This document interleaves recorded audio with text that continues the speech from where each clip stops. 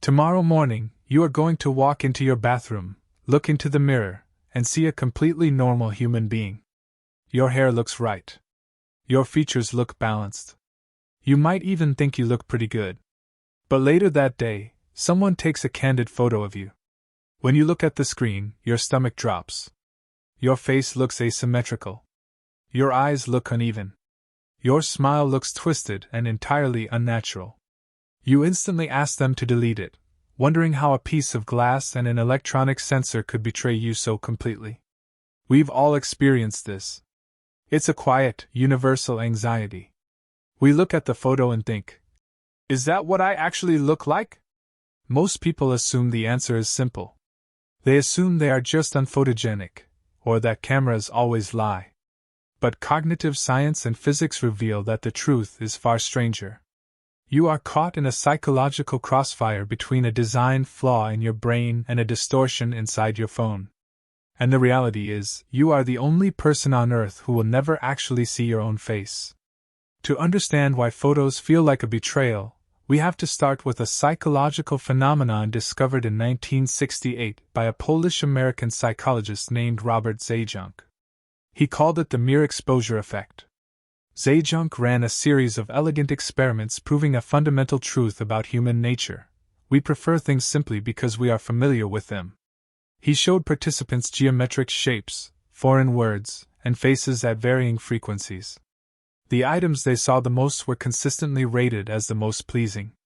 Now, think about your own face. How do you view it? 90% of the time, it is in a mirror. But a mirror doesn't show you the truth. It shows you a reversed, flipped artifact. Over decades of living, your brain has looked at this flipped reflection thousands of times. It has catalogued every line, every curve, and every minor asymmetry in that exact orientation. Your brain fell in love with your reflection because of pure familiarity. When you look at a photograph, the image isn't flipped. It is oriented the way the rest of the world sees you. But to your brain, this non-flipped version is a structural shock. Because human faces are not perfectly symmetrical. One eye is always slightly higher. One side of your jaw is slightly sharper. One corner of your mouth lifts a millimeter more when you smile. When a camera takes a photo, it flips all of those asymmetries back to their original positions. Your brain instantly recognizes that something is wrong, but it can't quite pinpoint what it is. It perceives your own face as an uncanny, distorted version of yourself. It feels like an imposter. But here is where the story gets more complicated. Because the camera isn't entirely innocent either. We live in an era where we take more photos of ourselves than any generation in human history, mostly through the front-facing selfie lens of a smartphone. And that lens is lying to you. Every camera lens has a specific focal length, measured in millimeters, which determines how wide or narrow its field of view is. Your smartphone camera uses a wide-angle lens, typically between 24mm and 28mm. It has to be wide so you can fit your entire head, and maybe a few friends, into the frame at arm's length. But wide-angle lenses suffer from a physical phenomenon known as perspective distortion. When you take a photo close to an object with a wide lens, whatever is closest to the glass expands dramatically, while things farther away shrink. When you take a selfie, your nose and your forehead are closest to the lens. Your ears and jawline are further back. The result is a subtle, geometric warping. Your nose looks wider. Your eyes look closer together. Your face looks elongated or bulbous. In 2018, a study published in JAMA Facial Plastic Surgery calculated exactly how severe this distortion is. The researchers found that a selfie taken from 12 inches away makes the base of the human nose look roughly 30% wider than it actually is in real life.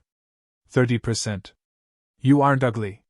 You are literally looking at a funhouse mirror built by Consumer Electronics. Professional portrait photographers know this, which is why they use 85mm or 105mm telephoto lenses. These lenses flatten perspective, compressing the face and rendering features in their true, natural proportions. The human eye acts much closer to a portrait lens than a smartphone lens. Yet, the psychological trap goes even deeper than physics. It reaches into how your brain processes reality itself. Neuroscientists know that your brain does not look at your face the way it looks at a chair or a tree. For regular objects, your brain uses analytic processing. It looks at the pieces to understand the whole. But for human faces, your brain uses configural processing. It reads the face all at once, as a single, holistic web of relationships.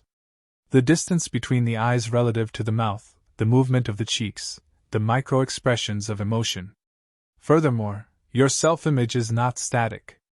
It is a dynamic, living concept. When you look in a mirror, you are moving.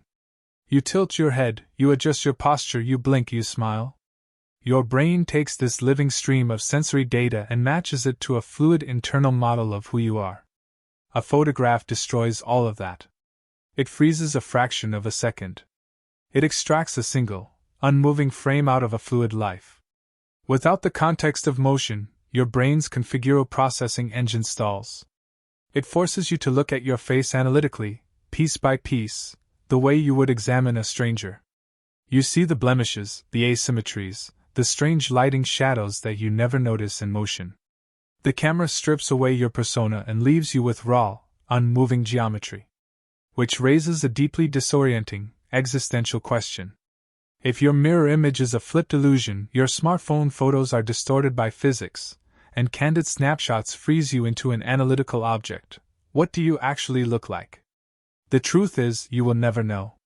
You are the only entity in the known universe who can never look directly into your own eyes. You are entirely dependent on interpretations, on silvered glass, digital algorithms, and the optic nerves of strangers. When people look at you in real life, they aren't seeing the warped 30% wider nose of a smartphone selfie. But they also aren't seeing the inverted, perfectly symmetrical comforting image you see in your bathroom mirror.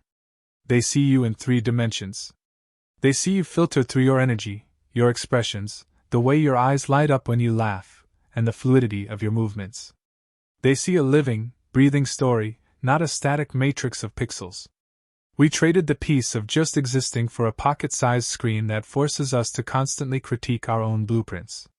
We became obsessed with a frozen artifact, forgetting that human beauty was never meant to be captured in a single frame. So the next time you look at a photo and wish you could delete it, remember, that image isn't you. It's just a bad translation.